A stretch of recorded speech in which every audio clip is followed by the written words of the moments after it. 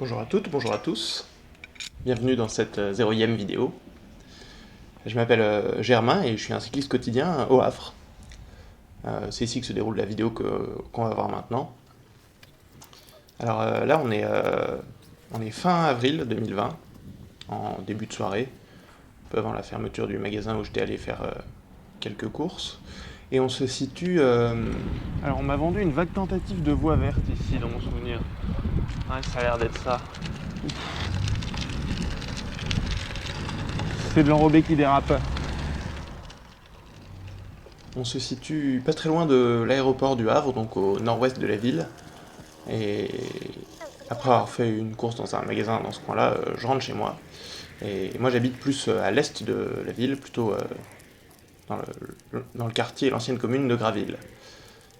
Donc vous allez voir hein, de toute façon où on va arriver.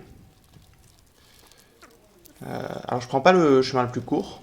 Le plus simple aurait été de tirer tout droit par le haut de la ville et puis redescendre.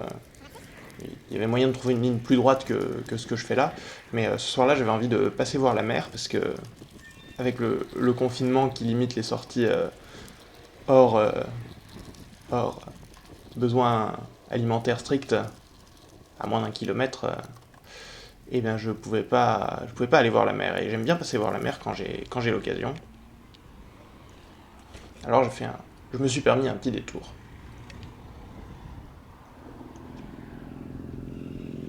Donc là on commence sur quelque chose qui est balisé comme voie verte, qui est pas goudronné.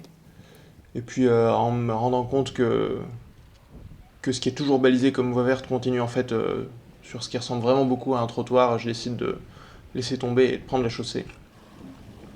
C'est un coin du Havre qui est plutôt en retard par rapport à certains autres pour ce qui est des aménagements cyclables. Cette partie au nord-ouest, c'est quelque chose qui est encore assez automobile, assez roulant, alors qu'il y a d'autres quartiers où on sent que ça s'améliore quand même nettement. Même si c'est pas forcément toujours très bien réussi, au moins il n'y a pas de mauvaise volonté. Donc cette route-là sur laquelle on est à ce moment-là, c'est l'ancienne route nationale 40. Et donc ça a été déclassé, hein, c'est plus une route nationale, mais ça reste une porte d'entrée assez importante dans la ville quand même. Quand on vient du nord, on arrive plus ou moins nécessairement par là, si on se dirige plutôt du côté de la mer que du côté du port. Et, et donc c'est une route qui a encore un trafic important, mais il faut voir, là on voit bien qu'elle est assez étroite et une fois qu'on a mis 2 voies de circulation générale, on n'a plus vraiment la place, c'est soit un trottoir, soit des aménagements cyclables, soit ici rien du tout. Bon donc c'est vrai qu'à la descente, comme on va aussi vite que les voitures, ça pose pas trop de problèmes, mais cette route là à la montée, je l'ai déjà prise et c'est vraiment pas très agréable d'être à 15 à l'heure avec 12 voitures qui poussent derrière. Bon ici ça, dans ce sens là c'est agréable. Enfin agréable. C'est pas désagréable.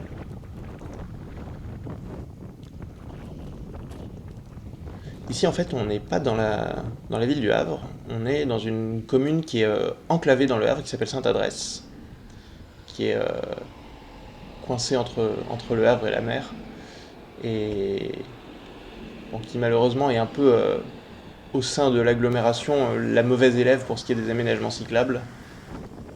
C'est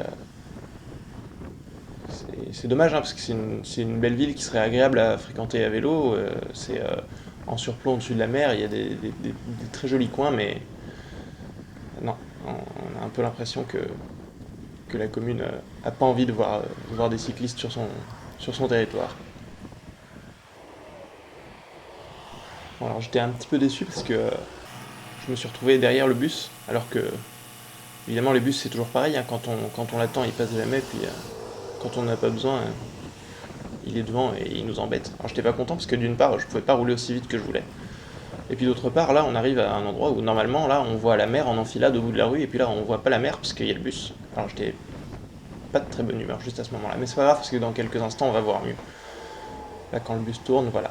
Là, on a le paysage qui est sans doute un des plus beaux paysages du Havre. Le Havre est pas connu pour être une ville particulièrement particulièrement belle, mais sous certaines lumières, certains angles de vue, de temps en temps, ça peut avoir un certain charme. Alors là, on aura bientôt atteint le niveau de la mer, passé de la ville haute à la ville basse. Le Havre est une ville vraiment scindée en deux parties avec un talus assez raide entre les deux. Un talus. Une pente, je sais pas exactement comment dire, c'est vraiment une pente tout en longueur qui fait à peu près, je sais pas, 80 mètres de dénivelé, quelque chose comme ça. Et donc. Allez-y, je vous en prie.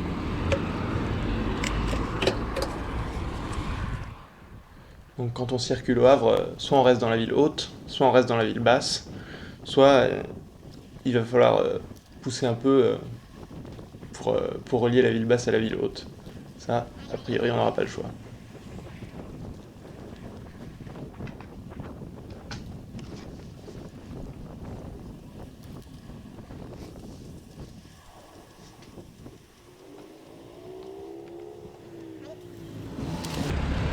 J'avais décidé de tourner à droite pour prendre mon M12, mais finalement c'est vert alors que j'allais tout droit. Ici, on est sur un des endroits les moins adaptés au vélo de la ville. C'est toujours de la 2x2 voies automobile, très automobile, très roulant. Là, c'est à peu près vide à cause du confinement, mais passer par là en heure de pointe, c'est vraiment pas quelque chose de très plaisant, mais il n'y a aucun aménagement. Alors là, on tourne sur l'avenue Foch, qui relie l'hôtel de ville à la plage, en ligne droite. C'est une grande avenue assez magistrale dans laquelle on a fait passer le tramway. Et il y a une piste cyclable sur la droite, on la voit pas bien, mais là où il y a les gens qui courent, en fait, le trottoir est partagé, il y a un trait blanc au milieu et puis des petits vélos dessinés. Mais c'est une piste que je boycotte sauvagement parce qu'elle elle perd sa priorité tout le temps. Bon, alors il y a des carrefours à feu, mais il y a des carrefours où c'est la voie de circulation générale qui a priorité sur les rues adjacentes et la piste en revanche a cédé le passage systématiquement. Et ben, je refuse de me plier à ce genre de choses. Alors je prends la chaussée et puis si les voitures doivent attendre derrière, et ben tant pis pour elles. Les automobilistes ont qu'à militer pour qu'il y ait des pistes cyclables de bonne qualité. Ici, on arrive sur le parvis de l'hôtel de ville, qui est un beau bâtiment assez caractéristique de l'architecture du centre-ville du Havre, mais on le voit pas parce qu'il est à gauche et que la caméra elle regarde devant. Et ce parvis, il n'y a pas vraiment de façon de le traverser à vélo, hein. C'est tout l'air piétonne, il y a vaguement des pictogrammes, mais ça vaut vraiment que ce que ça vaut. L'idéal, en fait, c'est de contourner. Il y a une voie qui fait le tour de la place, mais ça prenait un peu plus de temps, alors j'ai choisi de pas faire ça. Ce parvis de l'hôtel de ville, d'ailleurs, il a un petit côté esplanade de la Défense, alors toute proportion gardée, bien sûr, mais au sens où ça a l'air tout plat, et puis en fait, si on sait pas exactement d'où on vient, où on va et par où on passe, eh ben, on risque systématiquement de se retrouver face à une petite volée de marches, une marche, deux marches ou trois marches, qui peuvent être assez pénibles à passer à vélo.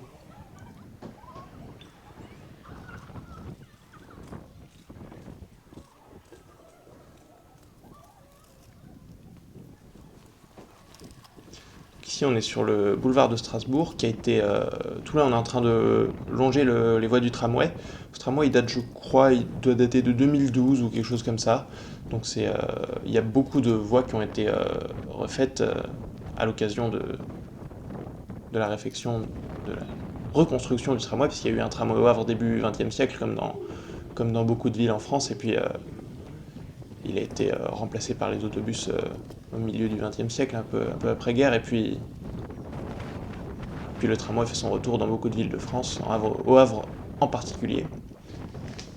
Dans toutes ces rues, il y a le tramway, c'est des rues où on a mis des aménagements cyclables en refaisant la chaussée, puisqu'il y avait une reprise vraiment façade à façade, donc on a fait des aménagements cyclables, pas forcément systématiquement brillants, mais ils ont le mérite d'exister. Mais quand il y a personne, quand il y a aussi peu de voitures, je les prends pas pour gagner du temps. Là, c'est la même chose, on est sur le quai Colbert, donc à droite, il y a un bassin qui est un ancien bassin du port de commerce, puis qui sert plus pour la plaisance aujourd'hui.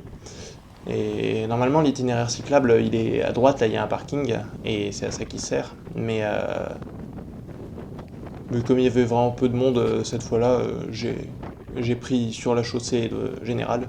C'est quelque chose que j'ai essayé de faire une ou deux fois en temps normal, sans confinement, mais à l'heure de pointe, les automobilistes ont vraiment du mal à comprendre qu'il y a un cycliste sur leur route. C'est vraiment... Ouais.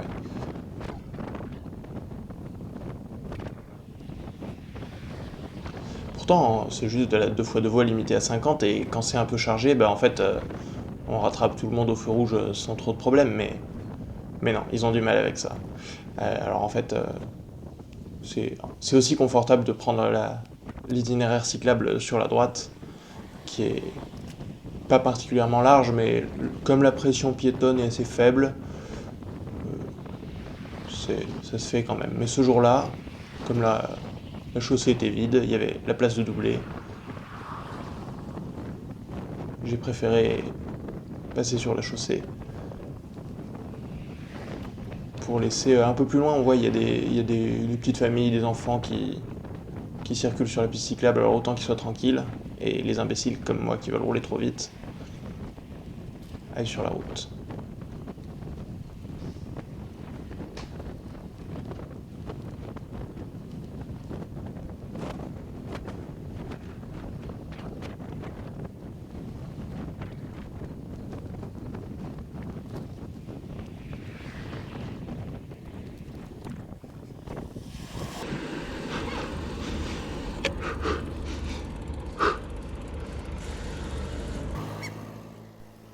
C'est amusant, je respire comme si j'étais essoufflé.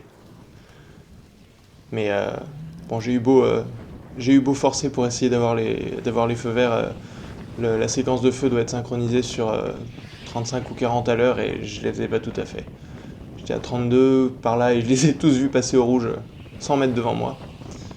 Ce qui est plutôt frustrant. D'autant plus frustrant d'ailleurs que le feu était rouge, et puis au feu vert transversal, personne passait puisqu'il y avait personne. Les feux de signalisation prennent une dimension assez absurde à partir du moment où il n'y a personne. Et puis les routes aussi larges, c'est la même chose.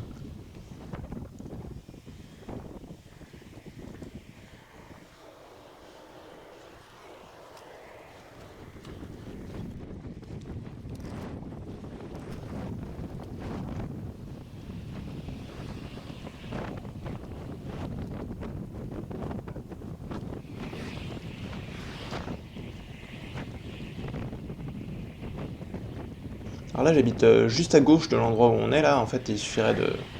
Si je pouvais tourner à gauche directement, et j'arriverais presque chez moi tout de suite, mais je suis obligé d'aller plus loin pour pouvoir passer sous la ligne de chemin de fer qui est assez bloquante.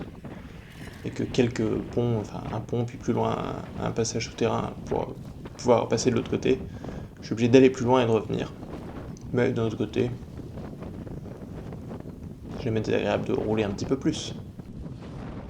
Alors là, il se passe quelque chose d'amusant. Je me mets sur la voie pour tourner à gauche.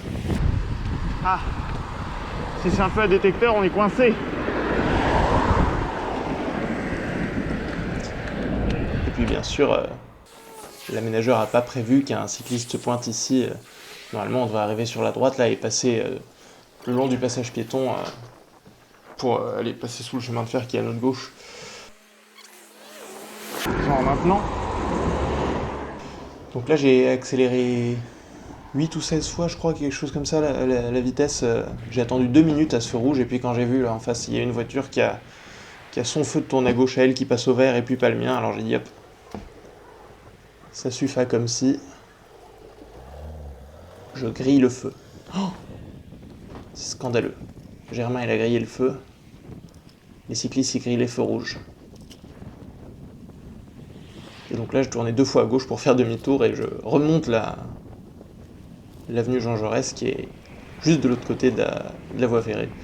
Là, il y a aussi un aménagement cyclable à gauche sous les arbres, en bidirectionnel, mais les racines des arbres donnent un côté assez tolondulé à cette piste. C'est pas très agréable, et puis de nuit, c'est dangereux parce qu'on voit pas venir les obstacles, et d'un coup, le vélo touche plus le sol. Ça m'est arrivé une ou deux fois. Maintenant, de nuit, je passe systématiquement par la chaussée, puis ce jour-là aussi. Bon, à l'air de rien, on est bientôt arrivé là. Et quand on va passer sous le pont, on sera arrivé. Alors merci d'avoir regardé jusqu'ici, et puis à bientôt.